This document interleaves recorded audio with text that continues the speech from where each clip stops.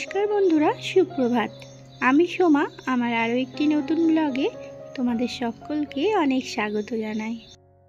আশা করছি তোমরা সকলেই অনেক ভালো আছো। এখন বাজে সকাল 9টা, আর এই যে পুজো দেব, সে কারণে কত ফুল তুলে নিচ্ছি।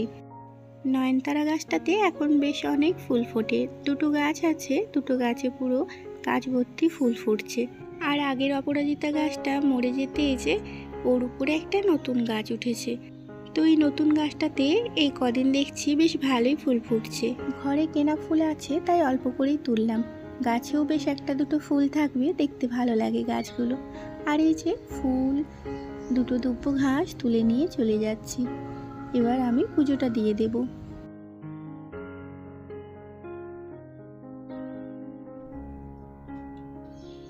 আর এই তো পুজো করতে বসে গেছি।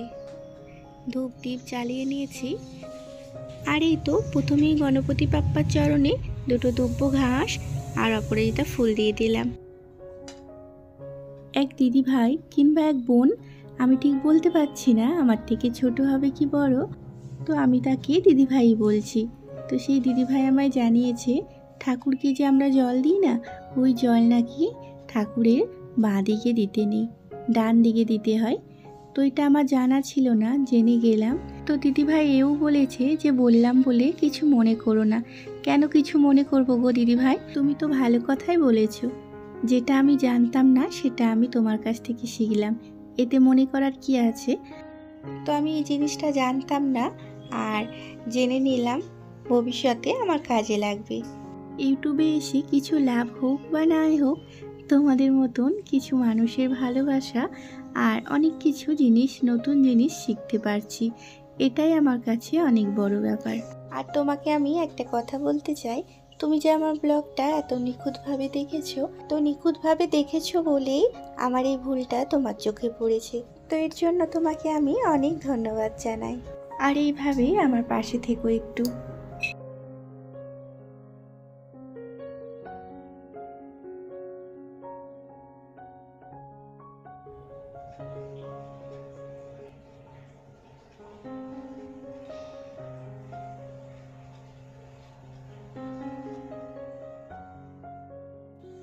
আর এই তো ঘরের পুজো সেরে তারপরে তুলসীতলায় এলাম।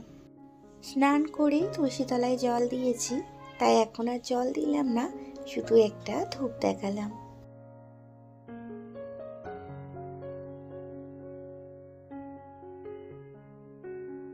আর এই তো পুজো দিয়ে এই যে আমি এখন খেয়ে নিচ্ছি। আলু ভেজেছিলাম সকালবেলায়, আলু ভাজা আর মুড়ি হয়েছে আজকে, আর সঙ্গে এই যে লাল চা।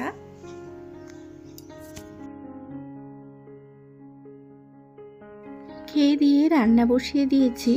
এই যে রান্না হচ্ছে আজকে লাউ শাক দিয়ে, আলু দিয়ে আর মসুর ডাল।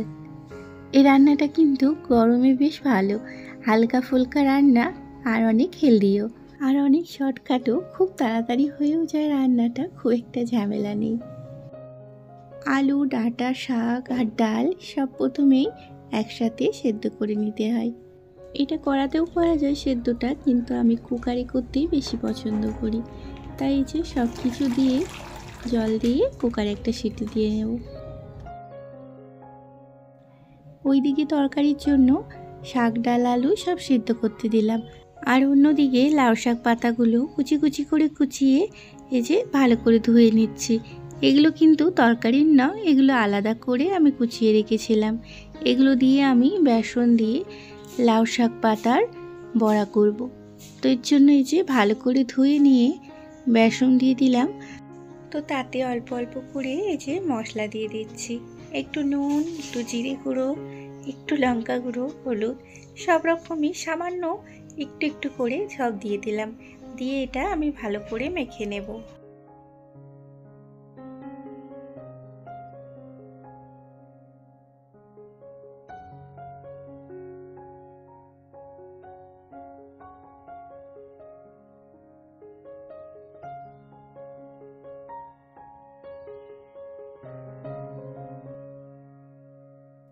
আর এই তো ভালো করে মেখে নিয়ে এসে বড়াও বানিয়ে নিচ্ছি। লাউ শাক পাতার বড়া কিন্তু ভীষণ টেস্টি লাগে। সাথে কিন্তু আমি অল্প পেঁয়াজও দিয়েছি একটা মতো। তো বড়াগুলো আমি এইভাবে ভেজে নেব। আর ওইদিকে এই যে আমার কুকারে ওই ডাল শাক সব সিদ্ধ হয়ে গেছে, গ্যাসটা বন্ধ করে দিয়েছি। এবার ওতে আমি এই যে একটা একটা করে হলুদ, নুন, জিরে দিয়ে একটু ফুটিয়ে নেব।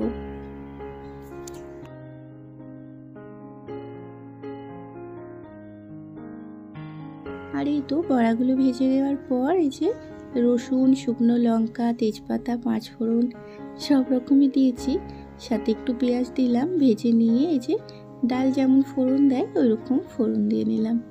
একদম সাদা সিম্পল রান্না, কিন্তু দারুণ টেস্টি লাগে। আর এই যে দেখো, বাহ বাহ বাহ বাহ বাহ বাহ বাহ বাহ বাহ, চিনতে পারা যাচ্ছে না। দেখি দেখি দেখি, দাঁড়া। এ বাবা,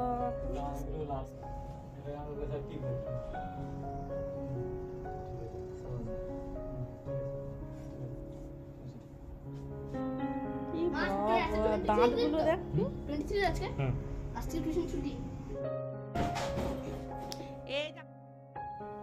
স্কুল থেকে পুরো ভূত হয়ে এলো, কি অবস্থা, কিছুতেই উঠোতে পারছিলাম না গায়ের রং। তাও তো মনে হয় এগুলো রং ছিল না, আবির ছিল, তো তাও ওঠানো যাচ্ছিল না। এখনো হোলি 2 দিন বাকি আছে, এখন থেকেই রং মেখে যদি এরকম হয়ে থাকে তাহলে হোলির দিন কি করবে।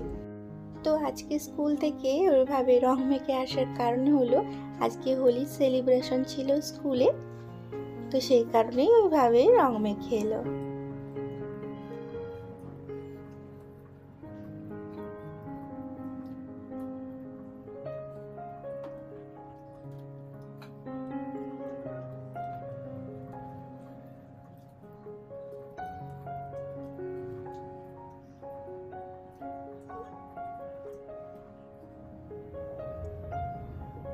খাওয়া দাওয়ার পর সোনারা টিউশনে গিয়েছিল, এই মাত্র টিউশন থেকে এলো। আর আমার বৈকালের সমস্ত কাজ গুছানো হয়ে গেছে, তাই এই যে মাথায় একটু ভালো করে তেল দিয়ে চুলটা বেঁধে দেব। স্কুল থেকে অনেক আবির লাগিয়ে এসেছিল মাথায়, তো তাও তো শ্যাম্পু করে ভালো করে স্নান করিয়ে দিয়েছি। তো তাও যেন মাথাটা কেমন হয়ে আছে, রুক্ষ সূক্ষ্ম লাগছে চুলগুলো, তো তাই এই যে তেল দিয়ে ভালো করে বিনুনি করে দিলাম। আর এই তো সোনাকে চুলটা বেঁধে দিয়ে আমি রেডি হলাম, একটা জায়গায় যাব। আর এই যে ওদেরকে এই তরমুজগুলো কেটে দিয়ে যাব, যাতে আমরা যখন থাকবো না কোনো না বদমাইশি করে চুপচাপ এই তরমুজ খাই। তো সেই কারণে এগুলো কেটে ওদেরকে দিয়ে তারপরে আমরা বেরোবো। আর এই তো যেখানে আসার কথা বলছিলাম সেই জায়গায় চলে এসেছি। কদিন ধরেই খুব ইচ্ছে করছিল কটা ফুল গাছ কেনার, তো সেই কারণে আজকে এসেছি। টাইম হয়েছে তোমাদের দাদা ভাইয়ের, তাই নিয়ে এলো। আর এখানে এইভাবে রাস্তায় দোকান মতো করে গাছ বিক্রি করে, ফুল গাছ, নানান রকম গাছ। তো সেখানেই এসেছি কিনবো বলে। আমার ঘরে 2টো গোলাপ গাছ ছিল, সেগুলো মরে গেছে। তো কবে থেকে বলছি 2টো গোলাপ গাছ এনে দিতে, তোমাদের দাদা ভাই বলছে তুমি আমার সাথে গিয়ে পছন্দ করে কিনবে। তো এই কারণে আমিও এলাম। আর এই যে দেখছো মাটির কলসিগুলো, এগুলোতে এখানে জল রাখে। এত ঠান্ডা হয়, ফ্রিজের জলের মতন ঠান্ডা থাকে এই কলসিগুলোতে জল রাখলে। তো গরম পড়েছে না, এগুলো রাস্তার ধারে ধারে এভাবে বিক্রি হচ্ছে খুব। এই কলসিগুলো কালো রঙের হয়, তো অনেকে ফ্রিজের জল খেতে চায় না, তারা এই কলসির জলই খায়। তো আমাদের গাছ কেনা হয়ে গেল, মাত্র 3খানায় গাছ কিনলাম। তো চলো এবার আমি বাড়ি যাচ্ছি। তো বন্ধুরা, বাড়ি গিয়ে কোনো রকম ভিডিও করা হয়নি, তাই ব্লগটা আমি এখানেই শেষ করছি। আবারও দেখা হচ্ছে তোমাদের সাথে একটা নতুন ব্লগে। আমার ব্লগগুলি যদি তোমাদের ভালো লেগে থাকে তাহলে চ্যানেলটিকে সাবস্ক্রাইব করে আমার পাশে থাকার অনুরোধ রইল। ভালো থেকো, সুস্থ থেকো।